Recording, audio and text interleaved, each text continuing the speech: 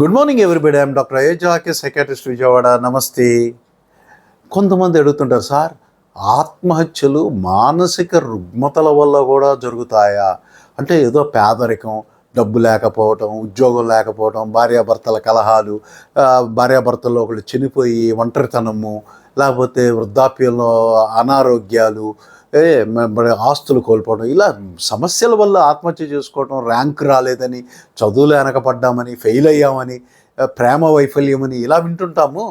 మానసిక రుగ్మతలు, మానసికమైన జబ్బులు కూడా ఆత్మహత్యకి ప్రేరేపిత అవుతాయా అని కొంతమంది అడుగుతుంటారు. ఖచ్చితంగా సూసైడ్ దరిదాపు 40-50% ఆత్మహత్యలు మానసికమైన జబ్బుల వల్ల, మానసికమైన సమస్యల వల్లే జరుగుతాయని ప్రపంచవ్యాప్త గణాంకాలు చెప్తూ ఉన్నాయి. వాటిల్లో ఎక్కువగా డిప్రెషన్ అనే మానసిక రుగ్మత, next schizophrenia, bipolar affective disorder, సైకోసిస్లో ఈ మన ఆత్మహత్యలు, మరి ఆల్కహాలు, డ్రగ్స్ ఎడిక్షన్స్లో కూడా ఆత్మహత్యలు, అలాగే పర్సనాలిటీ డిజార్డర్స్లో కూడా ఆత్మహత్యలు, ఇలా అనేక మానసిక రుగ్మతల్లో కూడా ఆత్మహత్య చేసుకొని చనిపోయే అవకాశాలు ఉన్నాయి.